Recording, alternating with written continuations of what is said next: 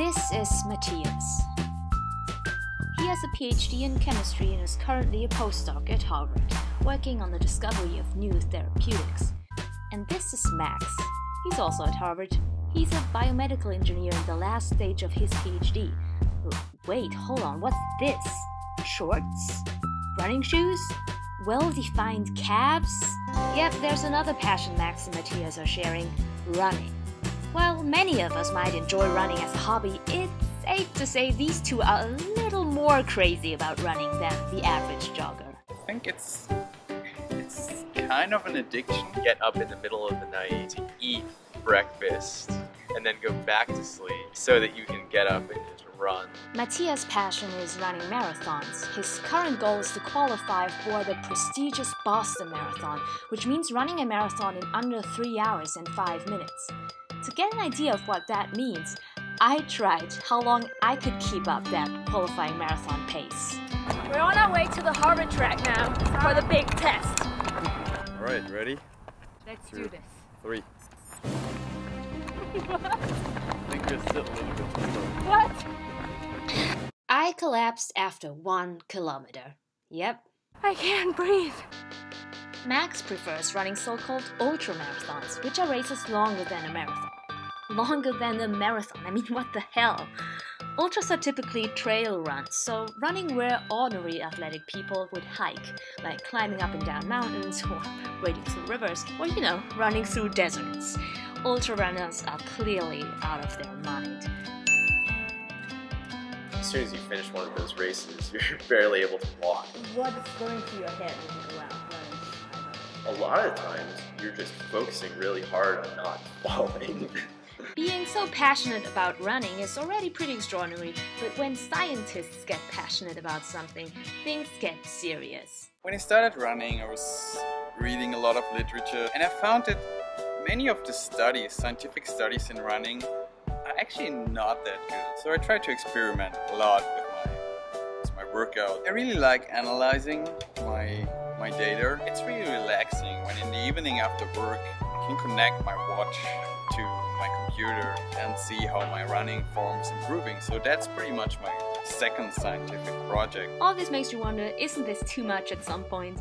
So this brings us to 3 signs your running obsession is getting out of control. The average weekday I would get up probably at 6. Get up in the middle of the night to eat breakfast and then go back to sleep so that you can get up and just run long without worrying about it. Which I'm sure Matthias has done. Yeah, I know. After a 3-hour long run on the weekend, I come home and usually what I find is Maya is still sleeping. Yeah, that's a huge struggle in my life. So there are several times where I wrapped a small baked sweet potato in aluminum foil and shoved it in my shorts. But then the problem is, you can't actually get that many calories from a sweet potato relative to the volume. How many calories do you think do you consume per day? I've counted that I've eaten upwards of 5,000 in a day. I feel like it's always, we're eating things for his next workout, so I don't really get to choose what we eat anymore. And some days it's like I want to get a lot of fat in before 8 a.m. or something ridiculous. But then if you do that, then you're not allowed to eat really sugary things, right? So, there's a lot of rules to follow, and I have to make sure that I don't mess up, because then it would destroy our relationship.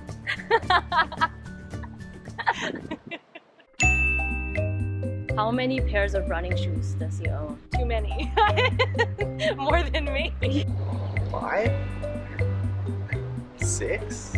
I would assume he probably has somewhere around 10. Anyways, running seems to be a good way to clear your mind and regain some energy, even for science. For me, running is the most relaxing thing on earth. Most of my ideas for my work came during runs. I think running gives you the ability to be more creative. Apparently, sports and science even require similar skills. Being a chemist and being a runner is kind of similar. You do an experiment, you get data, you analyze the data, and you see what's next. One thing is you can't be afraid of failing. Research is all about failing. Like, if you can succeed 1 in 100 times, you're probably doing pretty well. Running, the whole point of training is failing. You want to push your body to the point where it can't really handle it. And racing is even more of a fail, because if you really want to go 100% race, you need to plan it out to where you are failing at the finish line, and that's the fastest you could. So don't be afraid of failure. This seems to be the secret of success for both science and sports. Matthias and Max will certainly continue to be successful in both areas. So let's see if they end up becoming professors or running shoe designers.